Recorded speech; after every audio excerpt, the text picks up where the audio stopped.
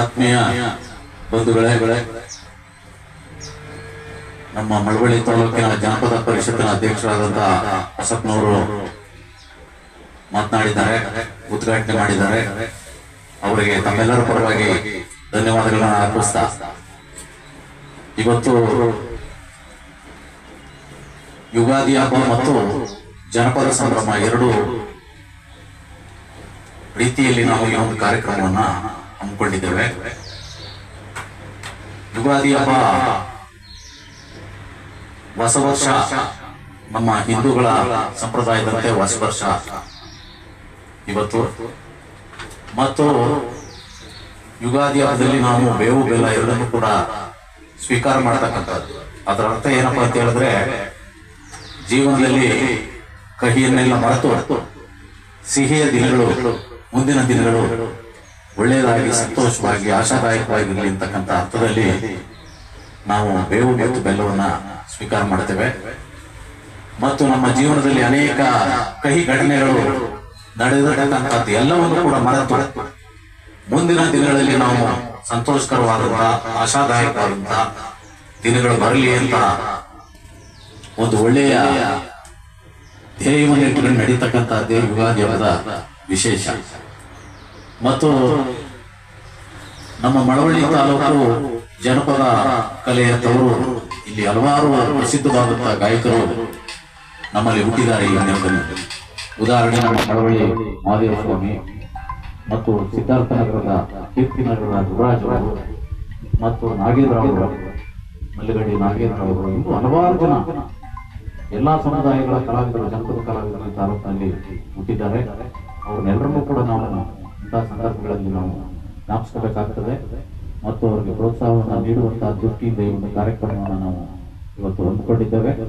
ಹಲವಾರು ಪ್ರಗತಿಪರ ಚಿಂತಕರು ಕೂಡ ಈ ಕಾರ್ಯಕ್ರಮದಲ್ಲಿ ಭಾಗವಹಿಸುತ್ತಿದ್ದಾರೆ.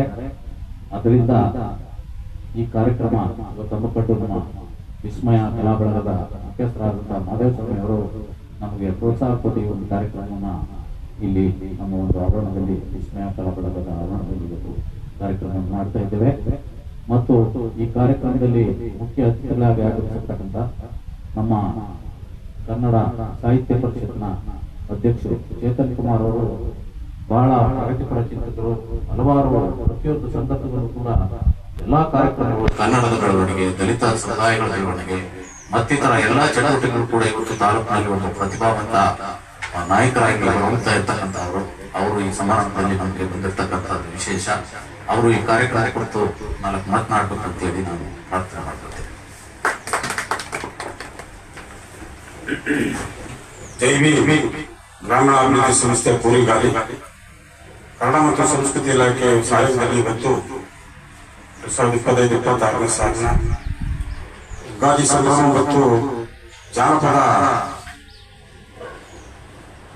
ಉತ್ಸವ ಈ ಕಾರ್ಯಕ್ರಮವನ್ನು ಇವತ್ತು ವಿಸ್ಮಯ ಸಂಸ್ಥೆ ಆಸ್ಥಾನದಲ್ಲಿ ಇಲ್ಲಿ ನಿರ್ವಹಿಸುತ್ತಿದ್ದು, ಈಗಾಗಲೇ ಈ ಕಾರ್ಯಕ್ರಮವನ್ನು ಉದ್ಘಾಟನೆ ಮಾಡಿಕೊಟ್ಟಂತ ಜನಪದ ಸಾಹಿತ್ಯ ಮಳವಳ್ಳಿ ತಾಲೂಕಿನ ಅಧ್ಯಕ್ಷರಾದ ಶ್ರೀ ಬಸಪ್ಪ ನಿರ್ಮಾಪನಗರ ಮತ್ತು ಈ ಸಮಾರಂಭದ ಅಧ್ಯಕ್ಷತೆಯನ್ನು ವಹಿಸಿರ್ತಕ್ಕಂಥ ಜೈವಿ ಗ್ರಾಮೀಣಾಭಿವೃದ್ಧಿ ಸಂಸ್ಥೆ ಅಧ್ಯಕ್ಷರಾದಂತಹ ಜಯರಾಜ್ ಅವರ ಮತ್ತು ಮುಖ್ಯ ಅತಿಥಿಗಳಾಗಿ ಆಗಮಿಸಿರ್ತಕ್ಕಂಥ ಸಮಾಜ ಸೇವಕರು ಡಾಕ್ಟರ್ ಜಗದೀಶ್ ಅವರ ಮತ್ತು ಶ್ರೀನಿವಾಸ್ ಅವರ, ಶಾಂತಿ ಮೇಡಮ್ ಅವರ, ಇದಕ್ಕೆಲ್ಲ ಈ ಸಭೆಯ ಯಶಸ್ವಿ ಕಾರಣರಾದ ಮಹದೇಶ್ವರಿ. ಈ ಜನಪದ ನಮ್ಮ ಮಳವಳ್ಳಿ ತಾಲೂಕಿನಲ್ಲಿ ಬಹಳ ಎಲ್ಲರ ಮನೆ ಮಾತಾಗಿ ಹೆಚ್ಚಿಗೆ ಮಂಡ್ಯ ಜಿಲ್ಲೆಯಲ್ಲಿ ಏನಾದ್ರು ಹೆಚ್ಚಿಗೆ ಜನಪದ ಕಲಾವಿದರು ಇದ್ದಾರೆ ಅಂದರೆ ಮಳವಳ್ಳಿ ತಾಲೂಕು. ಈ ಜನಪದ ಕಲಾವಿದರ ವಿಶೇಷ ಏನಂದ್ರೆ ಅನಕ್ಷರಸ್ಥರು ಸಹ ಇದರಲ್ಲಿ ಭಾಗವಹಿಸಬಹುದು. ಇದಕ್ಕೆ ವಿದ್ಯೆ ಬೇಕಾಗಿದೆ. ಇವತ್ತು ವಿದ್ಯೆ ಇದ್ದೇ ಸಹ ತನ್ನ ವಾಕ್ಚಾತುರ್ಯತೆಯನ್ನು ಪ್ರದರ್ಶನ ಮಾಡತಕ್ಕಂಥ ಶಕ್ತಿ ಸಾಮರ್ಥ್ಯ ಇದ್ರೆ ಅದು ಜನಪದ ಕಲಾವಿದರು ಮಾತ್ರ.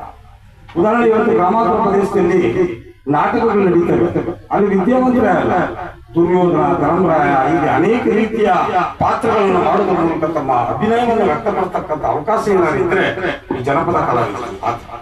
ಈ ಸಮಾಜದ ಅಂಗಗಳನ್ನು, ಅಸತ್ಯ ನ್ಯಾಯ ನೀತಿಗಳನ್ನು ತಿರ್ತಕ್ಕಂಥ ವ್ಯವಸ್ಥೆ ಇರ್ತಕ್ಕಂಥದ್ದು ಈ ಜನಪದ ಕಲಾವಿದರಿಂದ ತಿಳ್ಕೊಬಹುದು. ಇವತ್ತೇನಾದ್ರೂ ಈ ಸಮಾಜದಲ್ಲಿ ಇರ್ತಕ್ಕಂಥ ಒಂದು ವಾಕ್ಚಾತುರ್ಯತೆ ಬೆಳವಣಿಗೆಗೆ ಮನುಷ್ಯ ಎಷ್ಟೋ ತನ್ನ ಬುದ್ಧಿಶಕ್ತಿಯನ್ನ ಪ್ರಚಾರ ಮಾಡೋಕೆ ಆಗದೇ ಇರ್ತಾನೆ. ಅದನ್ನ ಅನಕ್ಷರಸ್ಥರು ಸಹ ಒಂದು ನಾಟಕದ ಮೂಲಕವಾಗಿ ತನ್ನ ಪ್ರತಿಭೆಯನ್ನು ಪ್ರದರ್ಶನ ಮಾಡಬೇಕು ಅಂದ್ರೆ ಇಂಥ ಜನಪದ ಕಲಾವಿದ ಸಂಸ್ಥೆಗಳು ಉದಾಹರಣೆಗೆ ಜೈಬಿ ಗ್ರಾಮೀಣಾಭಿವೃದ್ಧಿ ಸಂಸ್ಥೆ ತೆಲಂಗಾಣ ಸುಮಾರು 15 ವರ್ಷಗಳಿಂದ ಈ ಸಂಸ್ಥೆಯನ್ನು ಮಳವಳ್ಳಿ ತಾಲೂಕಿನಲ್ಲಿ ಉತ್ತಮವಾದಂತಹ ಸೇವೆಯನ್ನು ಸಲ್ಲಿಸ್ತಾ ಇದೆ. ಪ್ರತಿ ವರ್ಷಕ್ಕೊಂದು ಬಾರಿ ರಂಗಗೀತೆ ಕಾರ್ಯಕ್ರಮವನ್ನು ಹಮ್ಮಿಕೊಂಡು ಒಂದು 3 ಜನಕ್ಕೆ ಪ್ರೈಜಸ್ ಅನ್ನು ಕೊಡ್ತಕ್ಕಂಥ ವ್ಯವಸ್ಥೆ.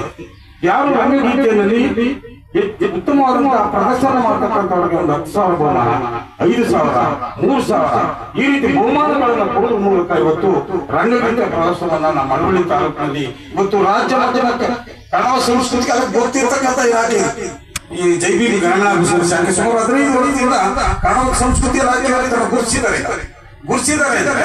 ಇವತ್ತು ನಮ್ಮ ಮಳವಳ್ಳಿ ತಾಲೂಕಿನ ಇಂಥ ಕಾರ್ಯಕ್ರಮಗಳು ನಡೀತಾ ಇದೆ. ಅದು ಯಾಕೆಂದ್ರೆ ಅವ್ರಿಗೆ ಸಹಕಾರ ಬೇಕಿಲ್ಲ. ಒಬ್ಬ ಕಲಾವಿದರಿಗೆ ಸಹಕಾರ ಇದ್ದಿದ್ರೆ ಸರ್ಕಾರ ಇದ್ರೆ ಅವ್ರಿಗೆ ಇದ್ಕೊಡ್ಬೇಕು, ಗೌರವಧನವನ್ನು ಕೊಡಬೇಕು. ಆಗ ಈ ಕಲೆ ಅಂತಕ್ಕಂಥದ್ದು ತನ್ನ ಪ್ರತಿಭೆಯನ್ನು ತೋರಿಸಕ್ ಸಾಧ್ಯ. ಸರ್ಕಾರ ಬೇಕಾದಷ್ಟು ಎಲ್ಲೆಲ್ಲ ಕೆಲಸಕ್ಕೂ ಪ್ರೋತ್ಸಾಹ ಕೊಡುತ್ತೆ, ಆದ್ರೆ ಕಲಾವಿದರಿಗೆ ಹೆಚ್ಚಿನ ರೀತಿಯಲ್ಲಿ ಪ್ರೋತ್ಸಾಹ ಕೊಡೋದ್ರ ಮೂಲಕ ಈ ಕಲೆಯನ್ನು ಉಳಿಸಿ ಬೆಳೆಸ್ತಕ್ಕಂಥ ಕೆಲಸವನ್ನ ಕನ್ನಡದ ಸಂಸ್ಕೃತಿಗೆ ಇಲಾಖೆ ಮಾಡುವ ಈಗ ಅವರು ಮಾಡ್ತಾ ಇದ್ದಾರೆ. ಇವತ್ತು ಅವರ ಸಹಯೋಗ ಈ ಕಲೆಯನ್ನು ಉಳಿದಿದ್ರೆ ಅದು ಕನ್ನಡ ಮತ್ತು ಸಂಸ್ಕೃತಿ ಇಲಾಖೆಗಳಿಂದ ಮಾತ್ರ ಸಾಧ್ಯ. ಅದು ಪ್ರೋತ್ಸಾಹ ಕೊಡ್ತಾ ಇದ್ದಾರೆ. ಯಾವುದೇ ರಂಗದಲ್ಲೂ ಪ್ರೋತ್ಸಾಹ ಕೊಡಕ್ಕೆ ಅದೊಂದು ಇಲಾಖೆ ತೆಗೆದು ಆ ಒಂದು ಕಾರ್ಯಕ್ರಮ ಮಾಡೋದಕ್ಕೆ ನಮ್ಮ ಮಂಡ್ಯ ಕರ್ನಾಟಕದ ಕನ್ನಡ ಸಂಸ್ಕೃತಿ ಇಲಾಖೆ ಉತ್ತಮವಾದ ಸಹಕಾರವನ್ನು ಕೊಡ್ತಾ ಇದೆ. ಇನ್ನೂ ಹೆಚ್ಚಿನ ರೀತಿಯಲ್ಲಿ ಈ ಸಹಕಾರವನ್ನು ಕೊಡುವ ಮೂಲಕ ಗ್ರಾಮಾಂತರ ಪ್ರದೇಶದಲ್ಲಿರ್ತಕ್ಕಂಥ ಕಲೆಯನ್ನು ಬೆಳೆಸಿ ಉಳಿಸಲಿಕ್ಕೆ ಹೆಚ್ಚು ಜನ ಪ್ರೋತ್ಸಾಹವನ್ನು ಕೊಡೋಣ. ಜೈಬಿ ಕಲಾ ಗ್ರಾಮೀಣಾಭಿವೃದ್ಧಿ ಸಂಸ್ಥೆ ಕೋರಿಗಾಲಿ ಇದು ಹೆಚ್ಚಿನ ರೀತಿಯಲ್ಲಿ ಬೆಳೀಲಿ. ಮತ್ತು ಈ ಕಾರ್ಯಕ್ರಮ ಇವತ್ತು ಯುಗಾದಿ ಹಬ್ಬದಲ್ಲಿ ನಡೆದಿರ್ತಕ್ಕಂಥದ್ದು ಹೊಸ ವರ್ಷದ ಒಂದು ಸಂಭ್ರಮ. ಈ ಸಂಭ್ರಮ ಇದೇ ರೀತಿ ಮುಂದುವರಿಲಿ. ಜಯರಾಜರ ಉತ್ತಮವಾದಂತಹ ಕಲಾ ಬಳಗವನ್ನು ಬೆಳೆಸಿ ಮರಳಿ ತಾಲೂಕು ಅಂತ ಹೇಳ್ತಾ ವೇದಿಕೆಯನ್ನು ಮಾತಾಡಲು ಅವಕಾಶ ಪಡಿಸಿಕೊಂಡ ತಮ್ಮೆಲ್ಲರೂ ವಹಿಸಿ ನಾನು ಮಾತನಾಡಿಸ್ತಾ